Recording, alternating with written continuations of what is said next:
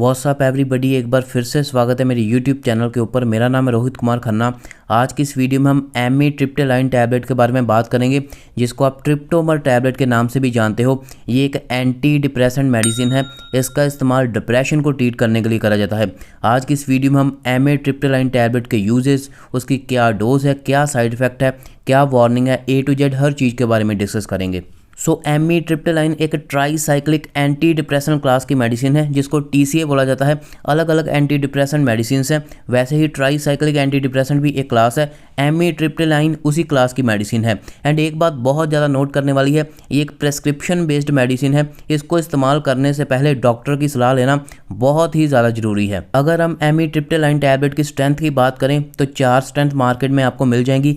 10 mg की tablet, 25 mg की tablet, 50 mg की टैबलेट एंड 75 mg की टैबलेट। अगर हम इसके यूज़ के बारे में बात करें तो इसका सबसे पहला एंड मेजर यूज़ है, जैसा मैंने आपको बताया, एक एंटी डिप्रेसेंट मेडिसिन है। डिप्रेशन का ट्रीटमेंट करने के लिए एमिट्रिप्टिलाइन का सबसे ज़्यादा इस्तेमाल करा जाता है। इसके अलावा जब मूड डिसऑर्डर्स होते हैं, मूड स्विंग्स होते हैं, जैसा आप स्क्रीन के ऊपर देख सकते हैं, पता ही नहीं है कि पेशेंट का मूड कब किस टाइम पे बदल सकता है। कभी वो हंसने लगता है, कभी वो रोने लगता है, कभी वो सैड हो जाता है, कभी वो एंग्री हो जाता है। मूड डिसऑर्डर्स की जो प्रॉब्लम है, मूड स्विंग्स की, उसको ट्रीट करने के लिए एमिट्रिप्टिलाइन का इस्तेमाल करा जाता है। इसके अलावा सैडनेस को ट्रीटमेंट करने के लिए भी इसका इस्तेमाल करा जाता है। कई बार पेशेंट बिना किसी वजह से ही सैड रहता है, कोई भी रीज़न नहीं होता, लेकिन वो सारा दिन सैड रहता है, उसका ट्रीटमेंट करने के लिए भी एमिट्रिप्टिलाइन का इस्तेमाल करा जाता है। इसके अलावा एंगर का ट्रीटमेंट करने के लिए कुछ पेशेंट्स या फिर कुछ आदमी बहुत ज़्यादा एंगर में रहते हैं, गुस्से में रहते हैं सारा दिन बिना किसी वजह से, कोई भी नॉर्मल सी बात हो उसको भी वो गुस्से में कहते हैं, तो उसको ट्रीटमेंट करने के लिए एमिट्रिप्टिलाइन का इस्तेमाल करा जाता है। इसके अलावा न्यूरोपैथिक पेन में इसका काफ़ी ज़्यादा इस्तेमाल करा जाता है। जैसे प्रीगैबालिन के साथ कॉम्बिनेशन में एमिट्रिप्टिलाइन दिया जाता है। एक कॉम्बिनेशन भी आता है प्रीगैबालिन एंड एमिट्रिप्टिलाइन का, तो न्यूरोपैथिक पेन का ट्रीटमेंट करने के लिए भी इसका इस्तेमाल करा जाता है। इसके अलावा जब टेंशन की वजह से हेडेक होता है, उसका ट्रीटमेंट करने के लिए भी एमिट्रिप्टिलाइन का इस्तेमाल करा जाता है। ये इसके मेजर यूजेस हैं। जितनी भी ब्रेन रिलेटेड प्रॉब्लम होती है, मेनली डिप्रेशन हो गया, जैसा मैंने आपको बताया, मूड स्विंग्स हो गए, उसका ट्रीटमेंट करने के लिए एमिट्रिप्टिलाइन का इस्तेमाल करा जाता है। अगर हम इसकी डोज़ के बारे में बात करें, इसकी जो डेली डोज़ है वो 50 mg से लेके 200 mg पर डे दी जाती है। मतलब अगर आप 25 mg वाली मेडिसिन इस्तेमाल कर रहे हो तो आप 2 से 3 टैबलेट दिन में इस्तेमाल कर सकते हो। अगर आप 50 mg वाली टैबलेट इस्तेमाल कर रहे हो तो आप 2 टैबलेट इस्तेमाल कर सकते हो, मतलब 100 mg इस्तेमाल कर सकते हो। इसकी जो इनिशियल डोज़ है, जो स्टार्टिंग की डोज़ है, वो कम डोज से शुरू करी जाती है एंड 200 mg तक पर डे डोज इसको डॉक्टर प्रिस्क्राइब करते हैं। वो पेशेंट की कंडीशन के हिसाब से है। जैसा मैंने आपको बताया, डॉक्टर आपको फिजिकल एग्जामिन करेगा एंड प्रेस्क्रिप्शन बेस्ड मेडिसिन है, डॉक्टर की सलाह लेना बहुत ही ज़्यादा ज़रूरी है। अगर हम बात करें ये काम कैसे करती है, एंटी डिप्रेसेंट एक्शन कैसे शो करती है, तो ये ब्रेन में जो न्यूरोट्रांसमीटर होते हैं उनके ऊपर इफेक्ट करती है। मेनली ये प्री सिनेप्टिक टर्मिनल के ऊपर जो सेरोटोनिन एंड नॉरएपिनेफ्रिन होता है, उसकी रीअपटेक को रोक देती है, ब्लॉक कर देती है, जिसकी वजह से ये एंटी डिप्रेसेंट एक्शन शो करती है। अगर हम इसके कुछ साइड इफ़ेक्ट्स के बारे में बात करें, कुछ इसके साइड इफ़ेक्ट हैं अगर पेशेंट को दिखते हैं। स्लीपीनेस, बहुत ज़्यादा नींद आती है जब इसको इस्तेमाल करा जाता है। ड्रॉजीनेस की प्रॉब्लम आ सकती है। इर्रेगुलर हार्ट बीट की प्रॉब्लम आ सकती है। ड्राई माउथ ड्राई हो सकता है। इसके अलावा स्लर्ड स्पीच, मतलब पेशेंट को बोलने में दिक्कत आ सकती है, रुक रुक के वो बोल सकता है। इसके अलावा वेट गेन हो सकता है जब इसको लंबे समय के लिए इस्तेमाल करा जाता है। ऐसा कोई भी साइड इफ़ेक्ट दिखे, अगर आप पेशेंट हैं तो अपने डॉक्टर को इमीडिएटली आप बताइएगा।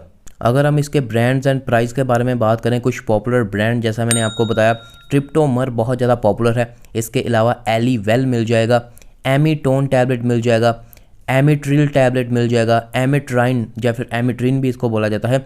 ये कुछ 5 ब्रांड सबसे ज़्यादा पॉपुलर हैं। इसके अलावा अगर और कोई आपको मार्केट में आपके एरिया में जो भी ब्रांड मिलता है आप उसका भी इस्तेमाल कर सकते हो। अगर हम इसके प्राइस के बारे में बात करें तो price brand to brand vary कर सकता है। जो 25 mg वाली 30 टैबलेट्स हैं वो आपको 70 रुपीज़ से लेके 80 रुपीज़ के बीच बीच में मिल जाएंगी।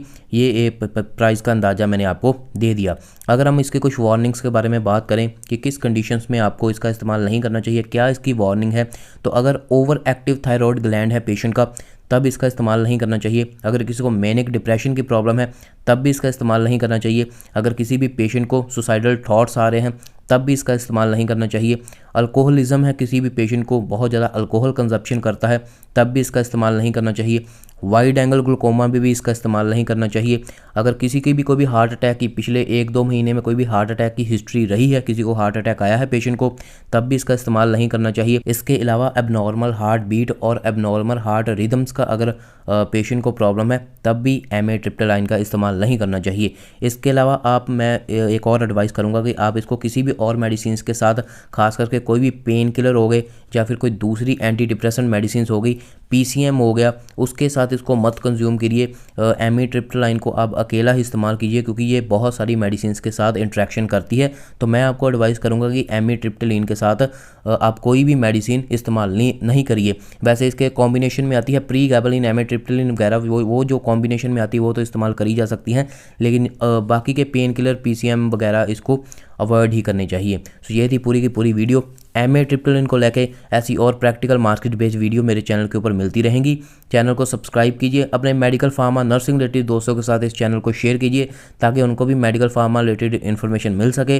चैनल को सब्सक्राइब करके बेल आइकन पे जरूर क्लिक कीजिएगा। इंग्लिश में वीडियो देखना चाहते हैं तो मेरा चैनल लर्न अबाउट ड्रग जाकर के सब्सक्राइब कर सकते हैं, डिस्क्रिप्शन में मैं दे दूंगा। इसके अलावा आप मेरे को मेरे इंस्टाग्राम रोहित कुमार हेल्थ के ऊपर जरूर फॉलो कीजिए, वहाँ पर मेरे को फॉलो करना मत भूलिए। Thank you so much.